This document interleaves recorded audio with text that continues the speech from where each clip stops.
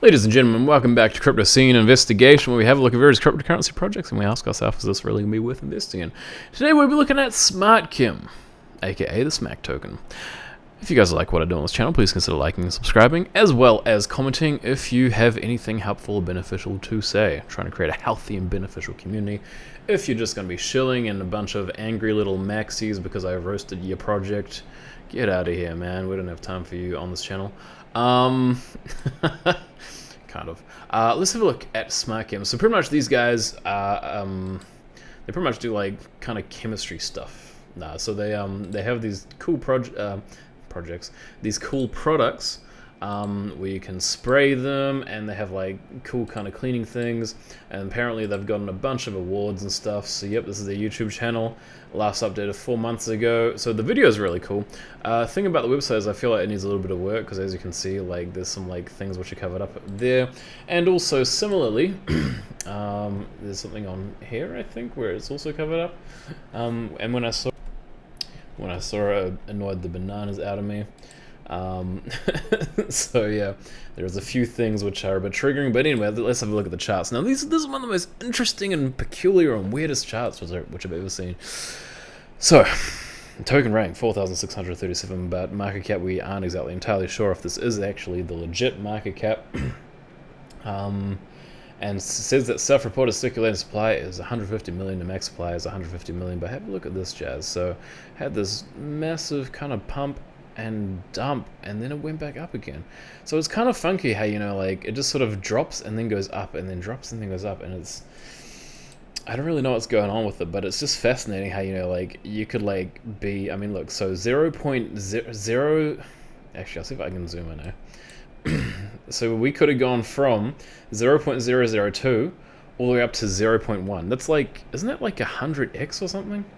Anyway, that's just, yeah, it's it's pretty crazy, man. So yeah, so these guys seem to have a pretty cool project going on. I believe that this company's been around for years, but they've only just recently implemented the idea of actually being on the blockchain. So, favorite part of our show, tokenomics. Let's have a look. Etherscan. What does it tell us? 71%, holy bananas. 19%, another big banana. 5%, big-ish. It is more than 5. And then 1, and everything else is below 0. Now, this is concerning to me in my opinion, because 71% is a huge deal. However, because this company's been around for so long, I think it's pretty unlikely that these guys are going to try to rug pull us. But you know, I mean, they could, I guess. So yeah, there is still the possibility of that. I have been trying to chat to them on the Smartchem Telegram group. And so I did ask them what potentially the 71% wallet is for, and their response is because we sell our Smac token to the market, 120 mil Smac for sales, 30 mil Smac for staff, loyalty program, and marketing activities. So if you guys are interested, I feel like that probably comes under that as well. Let's have a look at the Binance Smart Chain. So this has been deployed using uniswap, which we will see through Moonarch. And as we can see, a delicious 60% up there, 21%, which is the Smac. Oh, so that's where they're getting the 84,000 from. How interesting. So this is on pancakeswap BSC USD. And yeah, so this will pretty much be, I believe that this is a part of the liquidity, but yeah, we'll look into it because it may not be a part of it, and we will see a little bit why. So this could be something a little bit more different than what we think it may actually be. So, honeypot, couldn't sell. That's for the Ethereum one. So keep in mind, from what we can see, I believe that they said that you can buy and sell according to the sticks and the Asbit exchanges, but I believe that the honeypot jazz is probably going to be pulling from Uniswap, because that's the main Ethereum swap which you can use. Cannot read contract owner, so wanting this contract seems to be a non-standard one. Cannot check dev wallets, so pretty much we can't really do much. Kind of limited in terms of what can be done. Great, fabulous, bit concerning. And these guys apparently did get a special award for like one of the I'll show you guys the awards which they've gotten. So they've gotten blockchain stars. TechShare, and a few other sort of business things. So yeah, so I mean, I haven't looked into those awards. If you guys know if they're legit, please do comment, but I'm not entirely sure. So this is the Binance Smartchain one, where you can actually buy and sell on pancakeswap if you so wish. Even though I'm a bit surprised why they haven't exactly listed that down here. I mean, maybe there is some other reason for why they don't want to list it down there. Maybe they want people to use the exchanges which they're choosing, but not entirely sure. So the ownership has not been renounced for this one. Yes, and so we also check some of these other things. So dev wallets, and it says BSC to USD, $7,600 in terms of the liquidity. It says only 0% locked or burned. So yes, so the liquidity hasn't been locked or burned in terms of the Binance Smart Chain. So that's quite something. And then we have a look at what the stats say on tokensniffer. So it says ownership renounced or source does not contain an owner contract. It's quite interesting. I don't know how accurate that is, seeing as BSCcheck couldn't actually pick it up. Or the contract seems to be a little bit funky, so maybe tokensniffer is either possibly a little bit better, or maybe it's returning a false positive. Yeah, and so it says no prior similar token contracts, so there have been other prior similar token contracts, but it doesn't look like, so usually we'd have like a little sort of like bug hack, like another word sort of here describing what other tokens have done before. Jasmine, I do have a video on that as well. Got a lot of hate on that one. But you know, we live, we learn, right? You get better, and you know, you keep everything else on the internet, because everything on the internet stays on the internet, right? Yeah, so same thing. Honeypot as well on here. And all other holders business 5% in the token supply, we already know that it doesn't. Liquidity pool not found, so there is no liquidity pool for the Ethereum one. And pretty much the similar kind of details for here. So it says that the token is not sellable according to this, but I have had a chat to the fellow who is in charge of tokens sniffer, and he has said, or he or she, has said that that they are going to be updating to the latest honeypot.io, so we should go off BSCcheck for now in terms of that jazz. And they also talk about the adequate liquidity. And yeah, so pretty much everything else which we've seen on the BSCcheck. Now when we have a look at Moonarch, this is interesting. So compiler version is under 0.6. Don't know what that is. I am intending to sort of make my own, I guess, list of what a bunch of these functions actually mean. So I am making a little document talking about them. So we've only got really one so far, but I do intend to keep on expanding that, because you know, we want to make sure that we are the most accurate with our information. So token age says that it's 5 months old, and max supply is 150 mil on there. That's interesting. So let's have a look at the max supply on here. So max supply is 404,000. Yeah, so this has a lot less supply. How fascinating. So remember, so this one was done through Uniswap, as we can see, the Uniswap factory, and it's the contract deployer. So it's pretty standard to the other ones, to be honest. So that would have been pretty much along almost the exact same sort of lines as these other ones here, which we have seen. So yep. So we'll have a look at some of these other things. Yeah, a bunch of these extra warning kind of tokens and only vault things and usages of these things. So yeah, so pretty kind of stock standard in my opinion. And as we can see, the liquidity 21% unlocked, 78%, and then out of all that liquidity, 100% has been unlocked. And we can see it on kucoin as well, as it talks about a little bit of that jazz and how much it is worth. And Unicrypt as well, and this also talks about the 84,000, which I believe that's specifically listed on. So that I believe actually comes under the Ethereum one, doesn't it?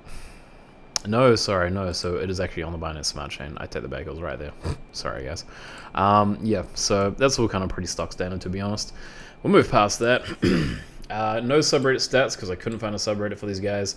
Twitter stats, it's kind of weird. In the last 30 days, they've got 1,015 followers in the last 30 days. And these guys have, so it says user created since 2019.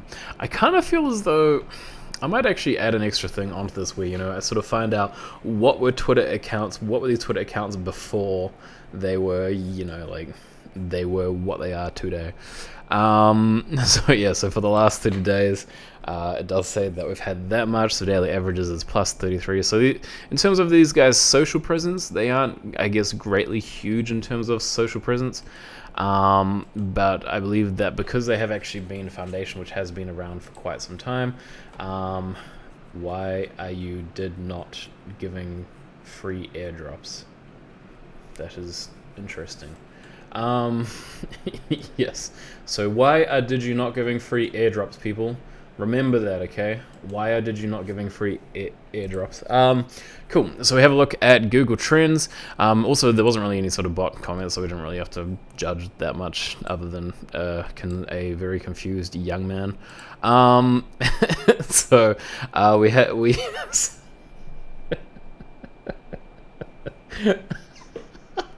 Anyway, okay. Sorry, that just. All right, Google Trends. So there's been a bunch of spikes and everything. Isn't this interesting? Because that kind of slightly lines up with what we've kind of seen with like the price, how it's just gone up and down. I don't know what's happened, dude. I don't know if there's maybe like some sort of weird rework or hack or something, or what's actually been going on with that, but it's pretty fascinating. Yeah, I mean, this would probably be, man, I actually expected that to be a little bit more sharper, but it wasn't. Okay. Yeah, so that's interesting in terms of that jazz. So the main website, we won't be looking at the video of who these guys are or anything. So actually we'll have a look at the brief sort of token allocations here. So upscaling product site, production sites, key account sales.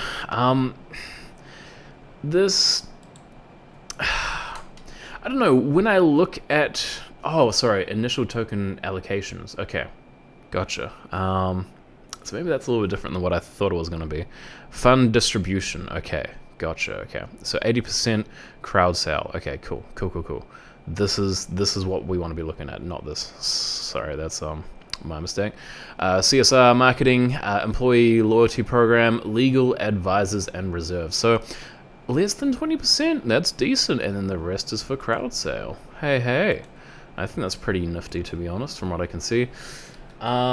Details on here. So this talks a little bit about the token economy and how that actually works. So feel free to pause, unpause, all that jazz.